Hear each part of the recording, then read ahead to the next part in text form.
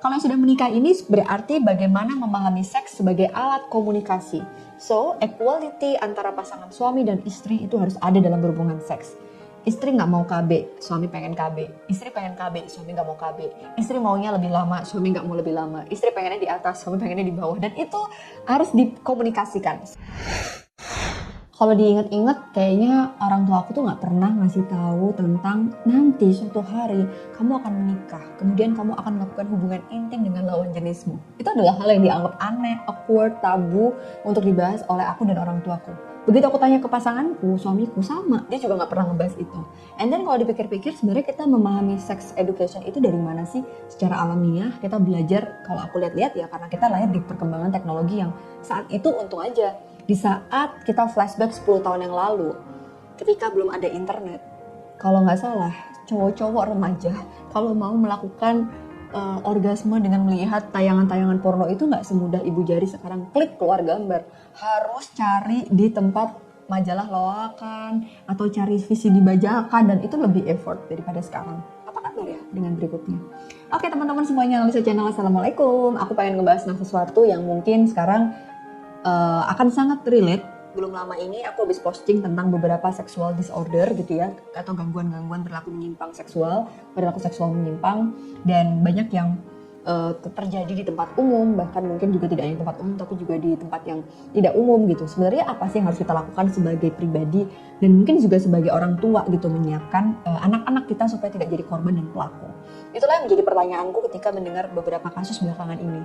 Terus terang kalau ditanya, aku nggak pernah tuh dapat edukasi tentang seks, tapi aku menjaga diri, alhamdulillah Allah menjaga aku dengan baik juga gitu. Tidak pernah dapat pengalaman terkait dengan pelecehan seksual atau perilaku penyimpangan seksual.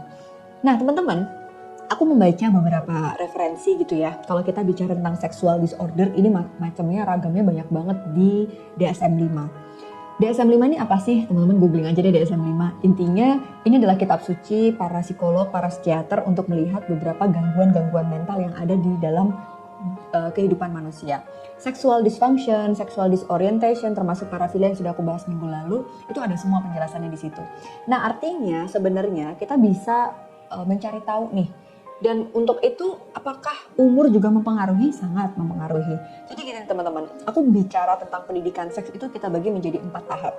Nah yang pertama teman-teman bisa lihat Instagramnya APDC Indonesia. Kami sempat review secara singkat. Kalau kalian habis nonton video ini langsung aja lihat feed Instagramnya APDC, cari tentang edukasi seks yang darurat. Nah jadi gini nih, untuk anak 0 sampai 5 tahun. Ini tuh kayak biasanya mulai muncul pertanyaan yang agak aneh tuh anak umur 3 tahun. Mama, kok aku bisa lahir sih di dunia? Itu sebenarnya sudah bisa kita mulai ajarkan pendidikan seks loh. Jadi kayak anakku tuh kayak, kok aku bisa sih lahir dari perut mama? Kakak, waktu itu di mana? Terus waktu mama nikah kenapa aku nggak ada? Itu pertanyaan-pertanyaan yang sebenarnya bisa kita selipkan edukasi seks. Kenapa teman-teman? Kalau kita lihat tentang paraphilia disorder atau gangguan imagery seksual yang tidak lazim gitu ya, ada yang namanya pedofilia. Jadi pedofilia ini adalah ketika ketertarikan seksual orang dewasa melihat anak kecil. Jadi kita harus menjaga anak kita supaya mereka sejak dini bisa melindungi diri mereka, karena kita nggak tahu, kita nggak mungkin 24 jam 24 hours tuh kita jagain anak kita terus gitu kan. Mereka harus paham. Dan ini bekal yang sangat baik karena edukasi seks itu seperti edukasi yang lain. Kita harus bertahap ngasih tahunya, nggak terus anak 4 tahun kita ajak ngobrol, nanti kamu akan melakukan hubungan reproduksi. Ya nggak gitu juga kali gitu ya. Jadi kalau kita lihat di sini teman-teman, mulai umur 3 tahun itu biasanya anak mulai nanya, kok bisa sih aku keluar? Kalau nggak punya adik, kok bisa sih adik keluar dari perut mama? Itu jawablah dengan sesimpel mungkin, dengan sesederhana mungkin. Jadi kita cukup menyampaikan bahwa adik atau kakak itu lahir dari perut mama, kemudian karena mama sama papa menikah, nggak usah diceritain proses pembuatannya gitu ya. Dan akhirnya selama 9 bulan di dalam perut, keluar deh kalian. That's it. Alihkan ke yang lain obrolannya. Nah, umur 5 tahun biasanya anak lebih kritis. Dia akan berpikir, kok bisa sih ma? Kenapa? Kita akan dikejar dengan pertanyaan-pertanyaan. Nah, saat itulah penting untuk kita memasukkan input tentang, gini loh kak kan laki-laki, adik kan perempuan, mama kan perempuan, papa kan laki-laki. Nah, perempuan sama laki-laki suatu hari akan menikah. Nah, ketika menikah, kita itu bisa punya anak. That's it. Sampai situ aja. Nggak usah ceritain prosesnya. Dan mungkin bisa diselipin informasi seperti anggota tubuh mana yang berbeda antara perempuan dan laki-laki. Kalau kita lihat, atau aku inget-inget, anakku memang udah mulai agak-agak paham, terutama yang si kakak. Kalau misalnya mamanya pakai baju yang bukan dipakai untuk keluar rumah gitu ya, misalnya di dalam rumah aku pakai daster atau rok pendek gitu, dia sudah mulai bisa senyum-senyum. Atau misalnya kalau kita misalnya adiknya keluar dengan pakaian handuk doang, adiknya kan cewek, itu dia udah mulai bisa punya satu yang kayak malu. Terus mulai anak umur 5-6 ini kalau ganti baju di tempat umum mereka tidak nyaman. Nah itu artinya kita bisa masukin pelajaran tentang anatomi tubuh. Jadi umur 5 tahun ini tentang anatomi tubuh, bagian mana yang harus mereka tutupi, nah bagian mana yang harus mereka jaga, yang boleh disentuh orang lain dan yang tidak boleh disentuh orang lain. Setahu aku anak umur TK kecil itu ada lagunya di sekolah, kayak anakku diajarin kayak bagian-bagian tidak boleh disentuh, bagian mana yang boleh disentuh, siapa saja kecuali papa mama dan keluarga. Jadi sebenarnya pemahaman tentang aurat dan anatomi tubuh ini penting untuk anak umur 5-6. Dan anak kita juga harus diajarkan tentang bagaimana cara merawatnya. Kalau habis pipis, apa yang harus mereka lakukan terhadap alat kelaminnya, alat genitalnya. Lalu kemudian juga kita bisa jelaskan dengan gambar, misalnya bagian tubuh itu yang tidak boleh tersentuh orang lain, itu apa saja. Nggak apa-apa. Dan kalau bisa di umur-umur 5-6 ini tidak hanya ngomongin seks saja ya, tapi ciptakan semua bentuk komunikasi kita dengan anak itu seterbuka mungkin. Terutama terkait dengan anatomi tubuh ini tadi. Jangan sampai anak kita merasa tabu atau merasa melindungi dia supaya dia tidak tahu. Padahal sebenarnya keyakinan anak terhadap orang yang paling bisa dia tanya tentang sesuatu yang dia penasaran dalam otaknya itu adalah orang tua. Ciptakan situasi tersebut dan dorong mereka untuk speak up kalau memang ada sesuatu yang tidak sesuai dengan ajaran. Misalnya, mama kan udah bilang bagian ini nggak boleh dipegang orang lain. Kalau ada orang lain yang memegang alat kelamin anak kita, maka dorong dia untuk speak up ke kita. Kalau ada orang lain selain mama, papa, mbak, segala macam dan memaksa kamu dalam kondisi yang tidak lazim, maka kamu harus bilang ke mama ya. Itu harus disampaikan ke anak umur 6 tahun. Kenapa? Karena mereka akan bisa menjaga diri mereka ketika mereka nggak ada sama kita. Oke, berikutnya adalah pemahaman pendidikan seks untuk anak usia 6-12 tahun. Jadi di usia 6-7 tahun biasanya anak kita udah mulai paham tentang perbedaan laki dan perempuan yang lebih ekstrim lagi. Contoh misalnya kalau perempuan menggunakan hijab, laki-laki tidak. Lalu kemudian kalau perempuan ada bagian tubuh yang misalnya di bagian dada ada perbedaan tubuh dengan bagian laki-laki, itu sudah mulai mereka pahami. Beda dengan umur sebelumnya. Dan di saat inilah kita harus bisa memberikan pemahaman tentang aurat dan juga nilai-nilai agama yang lebih kepada anak kita. Di umur 8-10 biasanya anak mulai punya ketertarikan terhadap lawan jenis. Dan sampaikan kepada mereka bahwa kalau kamu suka sama temen kamu yang cewek, yang cowok, kamu harus cerita sama mama ya. Kenapa kamu suka? Biasanya alasannya ekstrim, habis dia sukanya bawa coklat, dia soalnya pinter. Alasannya masih kayak gitu teman-teman. Dan aku kalau ingat-ingat juga itu terjadi pada aku waktu umur segitu kan, pada kita semuanya. Nah, sadari bahwa buat anak kita sadar bahwa apapun perubahan yang terjadi pada hidup mereka, orang tuanya lah orang yang paling tepat untuk mereka ceritakan. Ciptakan itu, kepercayaan itu. Di umur 10-12, biasanya anak laki-laki mulai mimpi basah, anak perempuan mulai menstruasi pertama. Dan saat inilah anak kita mulai harus diajarkan tentang tanggung jawab, bagaimana dia harus menjalankan ibadah, sehingga dia tahu mana yang dosa, mana yang enggak. Ini juga penting teman-teman, karena itu paralel dengan pendidikan seks. Orang tua bisa memberikan pemahaman tentang, oh kamu itu udah puber, jadi pubertas ini bisa diberikan input saat umur 10-12. Ajarkan dia tentang sistem reproduksi yang sesederhana pelajaran biologi mereka. Jadi mereka harus tahu dan kasih tahu mereka apa akibatnya kalau mereka tidak bisa menjaganya. Karena sudah menstruasi, maka ini kamu udah bisa hamil loh sayang. Kalau ada sesuatu yang terjadi, kamu harus bilang sama mama. Karena artinya kamu sudah bisa menghamili dan kamu sudah bisa hamil. Dia akan bertanya, kok bisa ma? Gitu kan. Tapi tenang aja. Pelajaran di sekolah biasanya akan memberikan pemahaman yang lebih membantu kita kok. Jadi tepat umur sekian, kalau emang anak kita udah menstruasi, udah mimpi basah, kita harus memberikan pemahaman tentang itu. Kayak Deddy Corbuzier waktu itu nanya, di salah satu vlognya dia ngobrol sama anaknya, kalau kamu lihat cewek, bagian apa yang kamu lihat pertama kali? Menurut aku juga bercita-cita nih sama suamiku, seru ya ngobrol kayak gitu sama anaknya. Kayak udah pikir-pikir aku sama suami tuh gak pernah diajak ngobrol tentang sex education sama orang tua kita gitu loh. Ya alhamdulillah kita gak ngapa-ngapain gitu ya, tapi bayangkan dengan generasi alpha yang lahir 2010 ke atas gitu ya, yang lahir nanti ketika mereka remaja di 2030 sudah sangat wow banget gitu kan teknologi, ini yang perlu kita waspadai. Lalu kemudian nih teman-teman, untuk anak umur 13-21, jadi ini masuk ke fase remaja awal, tengah dan akhir.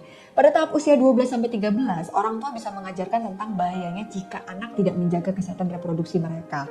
Jadi ceritakan juga tentang proses kehamilan yang tadi sempat dibahas di sebelumnya, terus ajak mereka terbuka dan dorongan mereka untuk ketemu sama lawan jenis itu apa aja yang dirasakan, seperti anak Dedi tadi.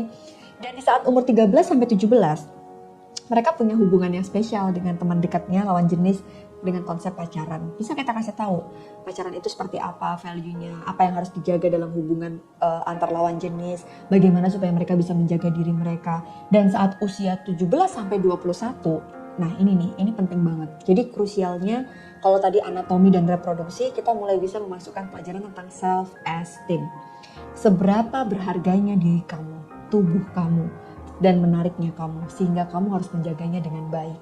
Kalau kamu bisa menjaganya dengan baik, someday akan ada orang yang beruntung yang bisa menjaga kamu selama-lamanya, yaitu suami kamu, yaitu istri kamu, dan beri kenyamanan mereka untuk terbuka sama kita. Karena umur sekian ini adalah umur yang paling banyak pernikahan dini terjadi di luar sana, teman-teman. Oke, dan berikutnya nih teman-teman, ini tahapan pendidikan seks sebagai kenikmatan atau pleasure atau kepuasan. Jadi pada saat umur 21 itu sebenarnya usia sudah menikah ya, dewasa awal, walaupun ada yang belum menikah. Tapi aku pengen menyampaikan di saat inilah mungkin kita menganggap seks, terutama bagi mereka yang belum menikah ataupun sudah menikah, harus tahu seks yang menyenangkan itu seperti apa, komitmennya seperti bagaimana moral dan agama. Dan ini akan berbeda dengan pasangan yang sudah menikah. Kalau tadi seks yang menikmati, yang nikmat sebagai kepuasan tertentu, yang lazim seperti apa dari cara menanggulanginya. Nah ini yang sudah menikah. Kalau sudah menikah ini berarti bagaimana memahami seks sebagai alat komunikasi. So, equality antara pasangan suami dan istri itu harus ada dalam berhubungan seks. Istri nggak mau KB, suami pengen KB. Istri pengen KB, suami nggak mau KB. Istri maunya lebih lama, suami nggak mau lebih lama. Istri pengennya di atas, suami pengennya di bawah. Dan itu harus dikomunikasikan. So, aku bisa bilang, seks itu adalah cara kita berkomunikasi antar suami istri. So, sex can be fun and safe. Dan menurut aku, you deserve a healthy sex. Kita tuh semuanya pantas untuk dapat atau sangat berhak untuk mendapatkan seks yang sehat, seperti kita mendapatkan healthy relationship dengan pasangan kita, dengan orang yang fulfilling kita, yang menghargai kita, yang membuat kita nyaman, dan sampaikan ini sebagai sesuatu yang membuat kita bisa berkomunikasi. Nah teman-teman, itu tadi tentang edukasi seks. Aku pengen kasih pemahaman sekali lagi ke kalian semuanya.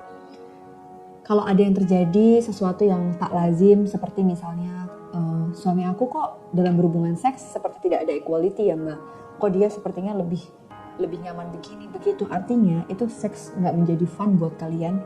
Coba silahkan bawa konselor, ceritakan semuanya. Aku sih nggak bisa ngasih detail harus gimana ya di sini ya, karena setiap orang sangat individual, differences banget, berbeda banget. Terus kalau misalnya kalian ngerasa kayaknya dia hypersex kayak Mbak Ana, itu normal nggak sih? Kayaknya dia itu nggak bisa orgasme deh Mbak Ana, dia tuh ejakulasi dini deh, itu apaan sih? Harus kemana sih kita cari tahunya? Nah ini nih menariknya teman-teman, kalian selain googling di internet, kalian juga harus memastikan lagi, ajak ngobrol pasangan seks kita ketika kita sudah menikah. Kalau memang hypersex ini adalah persepsi kita, belum tentu persepsi dia. Jadi seks ini dijadikan sebagai alat komunikasi kalau kita sudah menikah. Yang belum menikah, dorongan seksual itu pasti kan selalu ada. Tapi jangan lupa teman-teman, bagaimana kita menjaganya supaya seks kita sehat dan kita tidak merugikan siapapun orang di luar sana. Aku yakin inilah kematangan emosi, inilah bagaimana kita punya satu nilai moral agama dan value hidup lainnya. Dan disitulah seks akan menjadi fun and health. Jadi seks yang aman, seks yang nyaman, seks yang sehat adalah seks yang pantas untuk kita semua manusia yang ada di dunia. Thank you teman-teman, aku gak keringetan ngomongin seks ya. Karena jarang-jarang kan kita ngebahas tentang sesuatu yang cukup panas begitu ya. Tapi aku penting banget pengen ngasih tahu ke kalian semuanya supaya kita bisa menjaga diri kita dengan baik. Dan pelecehan seksual di mana-mana, tapi kita semua punya hak untuk bisa menjaga diri kita. Tapi jangan salah, pelecehan seksual bisa dilakukan juga dengan sesama jenis. Jadi itulah kenapa kita harus mengenali kelainan-kelainan apa saja sih yang terjadi supaya kita bisa mawas dan bisa menjaga diri kita dengan baik.